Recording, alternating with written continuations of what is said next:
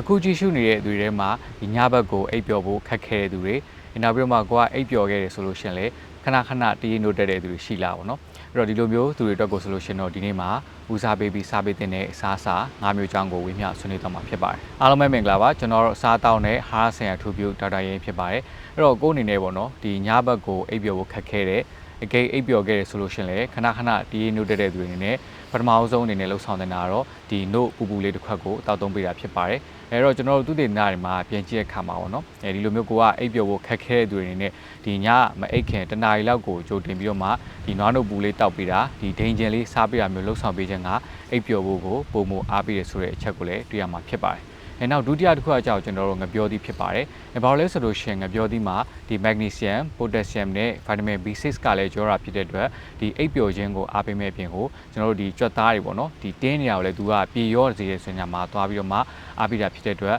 ကောင်းကောင်းမွန်မွန်နှိမ့်ချိုက်အိပ်ပျော်ဖို့ကိုလည်းပုံမအားပေးနိုင်တာဖြစ်ပါတယ်။တတိယတစ်မျိုးကကြတော့အစိဆန်လေးတွေဖြစ်ပါတယ်အဲ့တော့အစိဆန်တွေထဲမှာဒီတကြားသီးတို့တီဟိုစီးတို့နောက်ပြီးတော့မှအယ်မွန်ပေါ့နော်ဒါမျိုးအစိဆန်လေးတွေကိုဒီလက်တစ်ဆုပ်လောက်စားပေးခြင်းကလည်းဒီအိပ်ပျော်ဖို့ကိုပုံမအားပေးနိုင်နေဆိုတဲ့အချက်တွေကိုလည်းကျွန်တော်တို့သွားပြီးတွေ့ရမှာဖြစ်ပါတယ်အဲ့အတွက်ကြောင့်ကိုယ့်အနေနဲ့အိပ်ပျော်ဖို့ခက်တယ်ခဏခဏလည်းနိုးတက်တဲ့သူဆိုလို့ရှိရင်တော့ဒီမျိုးအစိဆန်လေးစားပြီးတဲ့အချက်မျိုးကိုလှုပ်ဆောင်ဖို့တော့ကြံပြုချင်ပါတယ်နံပါတ်၄အနေနဲ့ကကြတော့ပင်လယ်ငါးတွေဖြစ်ပါတယ်အဲ့တော့ပင်လယ်ငါးလို့ပြောတဲ့အခါမှာဒီဆယ်မွန်တို့ဂျူနာတို့မက်ဂရယ်တို့ဘာလို့လဲဆိုလို့ရှိရင်ဒီလိုမျိုးပင်လယ်ငါးတွေမှာဒီ omega 3ကျော်ရတဲ့ပြောပေါ့နော်ကျွန်တော်ဒီအိပ်ပျော်ဖို့ကိုပုံမအားပေးရဆိုတဲ့အချက်ကိုလည်းတွေ့ရမှာဖြစ်ပါတယ်အဲ့ဒီအတွက်ကြောင့်ကိုယ်အနေနဲ့ပေါ့နော်ကိုစားတောက်တဲ့ပုံစံနဲ့မှာအကယ်ကိုယ်အနေနဲ့အဆင်ပြေရဆိုလို့ရှိရင်တော့ဒီလိုမျိုးပင်လယ်ငါးလေးတွေကိုလည်းဒီတစ်ပတ်ကိုတစ်ချိန်လောက်တော့ဒီထည့်သွင်းပြီးတော့မှသုံးဆောင်ပေးဖို့ကြံပြုချင်ပါတယ်နံပါတ်5အနေနဲ့ကကြတော့ပြားရည်ဖြစ်ပါတယ်ဘာလို့လဲဆိုလို့ရှိရင်ကျွန်တော်တို့သူ့တင်နားမှာပြန်ကြည့်တဲ့အခါမှာဒီလိုမျိုးအိပ်ပျော်မှာခက်ခဲတဲ့သူတွေနောက်ပြီးမှခဏခဏပေါ့နော်ဒီအိပ်ပျော်နေနဲ့နိုးတက်တဲ့သူတွေအနေနဲ့ဒီမအိပ်ခေကိုပြားရည်လေးတစ်စွန်းလောက်ပေါ့နော်အများကြီးတော့မဟုတ်